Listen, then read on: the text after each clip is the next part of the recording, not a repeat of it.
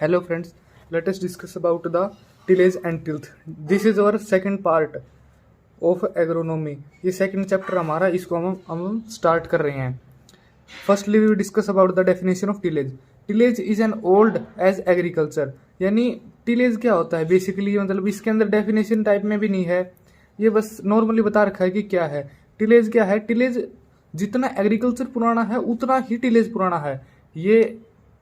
ये बात बहुत इंपॉर्टेंट है. और ये जेट्रोटुल फादर ऑफ टिलेज है, ये इंपॉर्टेंट बात है. After the harvest of crop the soil become hard and compact. यानी हार्वेस्ट के बाद, यानी क्रॉप को जब हम हार्वेस्ट करते हैं तो सोयल क्या हो जाती है, हार्ड हो जाता है, मतलब उसका स्ट्रक्चर हार्ड हो जाता है और अत्यधिक कॉम्पैक्ट साइज की हो जाती है. इसके रीजन क्या क्या है, क्यों हो जाती है वो कॉम्पैक्ट साइज की? Because of beating action of rain drops, irrigation and subsequent drawing. यानी हमारे जैसे बारिश आती है तो वो मिट्टी को एक प्रकार से लगा सकते हैं आप प्रेशर, यानी मिट्टी के ऊपर वो प्रेशर लगाती हैं, मिट्टी के ऊपर प्रेशर लगाती हैं और इससे हमारी जो सोयल है वो कॉम्पैक्ट हो जाती है. फिर हम इरिगेशन लगाते हैं, फिर अचानक मान लिया हमने इरिगेशन लगा दी, फिर उसके ऊपर सूखा गया, तो इससे भी हमारा सोयल कॉम्पैक्ट होती रहती है क्योंकि वाटर का प्रेशर बनता रहता है इसके ऊपर. Movement of implements, machinery and labours, ये भी बेसिक पॉइंट है कि जैसे जैसे मशीनरी हमारी उसके ऊपर मूव करेगी उसके कारण भी कॉम्पैक्ट होता रहता है. ये अब टिलेज की डेफिनेशन है, ये है मेन डेफिनेशन, वो तो बेसिक पॉइंट था ऊपर. तो it is physical manipulation of soil with tools and implements to result in good tilth for better germination subsequent of crops. यानी इसके अंदर क्या है कि हम जब सॉइल को फिजिकली मैनिपुलेट करने हैं, यानी हम फिजिकली उसको टर्न करते हैं, ये सब टिलेज के है. किसके थ्रू? टूल्स के लिए, इम्प्लीमेंट्स के थ्रू, ताकि हम अच्छी टिल्थ कर सके. टिल्थ की डेफिनेशन आगे आ जाएगी. किसके लिए? अच्छी, ताकि हमारी अच्छी जर्मिनेशन हो सके और बाद में अच्छी ग्रोथ हो सके. ये टिलेज की डेफिनेशन है, ये आप यहाँ से इसकी डेफिनेशन देख सकते हैं. अब आगे टिल्थ की definition. It is the physical condition of soil resulting from tillage. यानी हमने मान लिया कोई टिलेज की, मान लिया एक खेत था, इसके अंदर ये हमने मान लिया किसी बैल से, या फिर आजकल तो इम्प्लीमेंट्स आ गए हैं ट्रैक्टर से, हमने इसके अंदर टिलेज की. तो जो पहले इस सोइल की यहाँ पे कंडीशन थी, ये टिलेज करने के बाद जो फाइनल जो कंडीशन आई है उसको हम कहते हैं टिल्थ. यानी फाइनल कंडीशन, ये क्या है? फाइनल कंडीशन, फाइनल कंडीशन है ये, यानी इसके बाद, टिलेज के बाद. अब ऑब्जेक्टिव ऑफ टिलेज, यानी हम टिलेज करते क्यों हैं? To provide a satisfactory seed bed, good germination and growth of crop. यानी ये बेसिक पॉइंट है कि ताकि हम अच्छा सीड बेड बना सके, ताकि हमारी जर्मिनेशन अच्छी हो सके और क्रॉप की ग्रोथ बाद में फर्दर, क्योंकि रूट को जगह मिलेगी सोइल के अंदर, तभी वो अपनी अच्छी ग्रोथ कर पाएगा. To make soil loose and porous, यानी हम सोइल को, जो हमारी मिट्टी है उसको अच्छे से उसको लूज करना चाहते हैं, क्योंकि कोई भी सीड है या कुछ भी है वो तभी ग्रोथ करता है जब सोइल लूज हो, और पोरस यानी उसके अंदर अच्छे से पोर्स हो.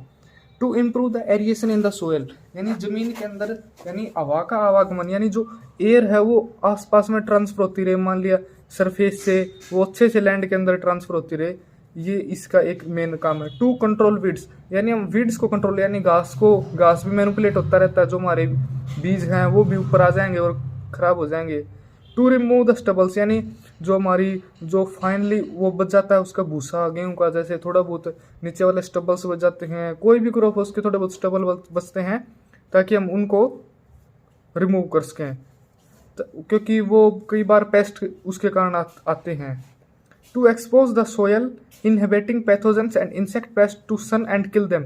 यानी क्या होता है कि सोयल के अंदर जब लंबे टाइम तक सोयल के अंदर फसल रहती है तो उसके अंदर बहुत सारे इंसेक्ट के एग हो जाते हैं, तो उसके अलग अलग पैथोजन भी आ जाते हैं वहाँ पे, तो उनको जब हम सोयल को मैनिपुलेट करते हैं वो सोयल के अंदर से बाहर आ जाते हैं, सोयल की बाहर वाली लेयर पे, तो वो किल हो जाते हैं.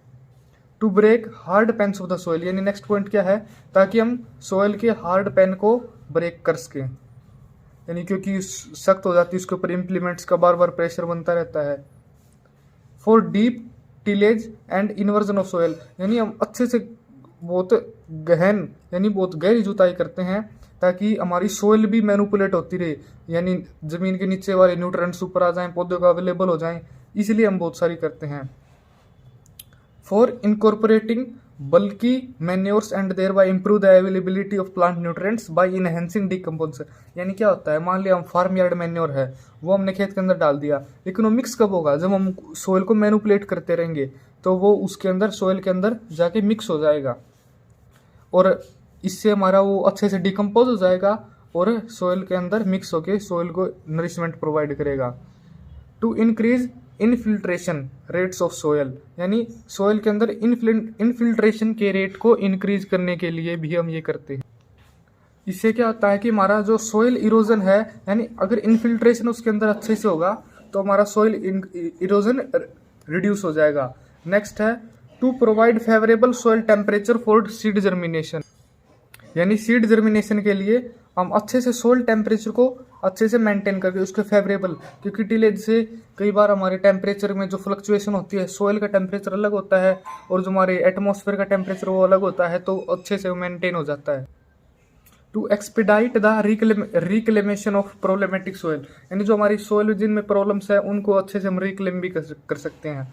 अब है effects of tillage on physical properties, यानी फिजिकल प्रॉपर्टीज के ऊपर टिलेज का क्या क्या फर्क पड़ता है, अब हम इसके बारे में डिस्कस करेंगे।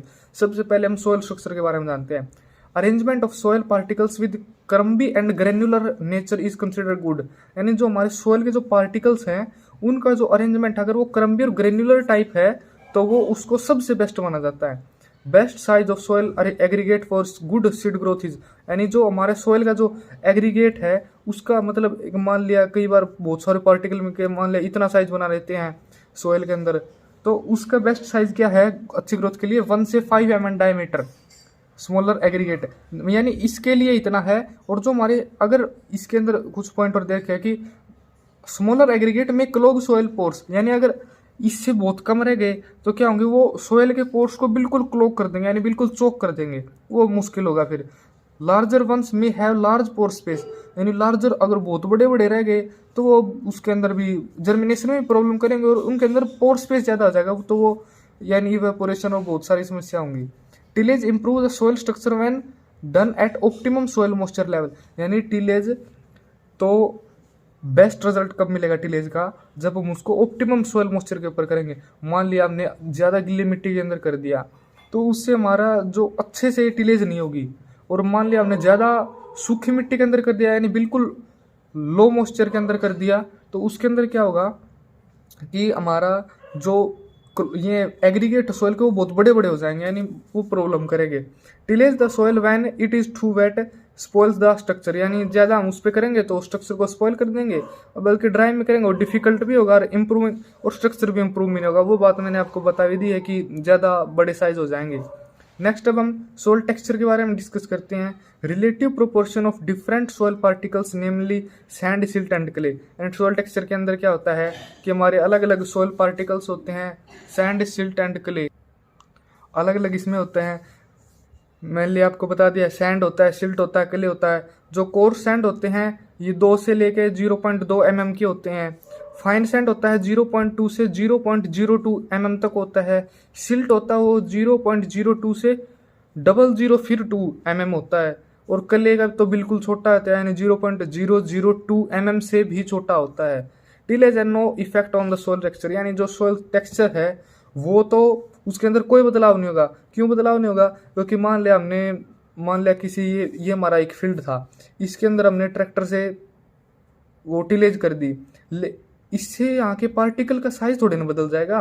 साइज तो उसका टेक्सचर है जो भी वो तो बिल्कुल सेम रहेगा, उसके अंदर कोई बदलाव नहीं होगा। हम उसका स्ट्रक्चर में बदलाव कर सकते हैं, यानी टेक्सचर में नो चेंज होता है, और सोयल स्ट्रक्चर में थोड़ा बहुत, हमारे सोयल स्ट्रक्चर में तो थोड़ा बहुत बदलाव हो जाता है, लेकिन टेक्सचर बिल्कुल 100% सेम रहता है। अब नेक्स्ट है pore space. When a field is ploughed the soil particles are loosely arranged and pore space is increase, यानी जब फील्ड को हम प्लो करते हैं यानी उसकी जुताई करते हैं तो हमारे जो सोयल पार्टिकल्स हैं वो लूजली अरेंज्ड हो जाते हैं, पोर स्पेस अच्छे से इंक्रीज हो जाता है। When the soil is in good tilth the capillary and non capillary pores will रफली इक्वल, यानी जब हमारी सोयल की अच्छी टिल्थ होती है, टिल्थ मैंने आपको बताया था यानी जो हमारी टिलेज के बाद की जो कंडीशन होती है उसे टिल्थ कहते हैं। तो ये क्या कहते हैं टिलेज के बाद उसको गुड माना जाता है, गुड टिल्थ के बाद जब कैपिलरी और नॉन कैपिलरी पोर्स इक्वल हो जाते हैं तो उसको हम पोर स्पेस में अच्छा मानते हैं। This facilities free movement of air and moisture, यानी वो बराबर हो जाएंगे तो अच्छे से हमारे एयर मेंटेन होगा और मॉइस्चर भी मेंटेन रहेगा सोइल के अंदर। अब आ जाता है bulk density. When the soil is loosened the soil volume increase, यानी जब हमारी सोइल को हम लूज कर देते हैं तो सोइल का वॉल्यूम इंक्रीज हो जाता है। यानी इसके अंदर क्या लिख रखा है कि जब हमारी सोइल को हम लूज कर देते हैं तो सोइल का वॉल्यूम इंक्रीज हो जाता है without any effect on weight, यानी वेट के ऊपर तो कोई इफेक्ट नहीं होता, वेट तो बिल्कुल सेम रहेगा। मान लिया कोई चीज 10 किलो की है, उसको आप अच्छे से मान लिया आपने खोल दिया तो उसका वॉल्यूम तो चेंज हो जाएगा लेकिन उसका वेट तो चेंज नहीं होगा, वो तो 10 किलो है, 10 किलो ही रहेगा। तो उसी तरह इस बल्क डेंसिटी के मामले में है। BD of clay soils is low, यानी जो बल्क डेंसिटी है, ये बाद में कटिंग के लिए सॉरी, जो बल्क डेंसिटी है क्ले सॉइल्स की वो होती है लो, 1.05 मीटर पर क्यूब, ये देख लेना आप। And that of Sandy soils is high, Saini simple बात है इसके अंदर कि सैंडी सॉइल्स का हाई रहता है और क्ले सॉइल्स का लो रहता है। ये मैंने एक्स्ट्रा लिख दिया था, अगर आप याद रखना चाहो तो रख सकते हैं, बाकी इतना ज़्यादा बहुत इंपॉर्टेंट भी नहीं है।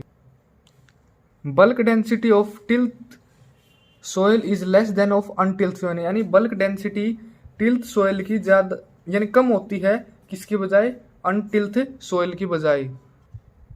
यानी जो बल्क डेंसिटी है किसकी, टिल्थ सोइल की, वो लेस यानी कम होती है किसकी बजाय, अनटिल्थ सोइल की बजाय। अब पार्टिकल डेंसिटी की बात करते हैं। Particle density is not altered by tillage, यानी पार्टिकल डेंसिटी के ऊपर कोई चेंज नहीं होगा।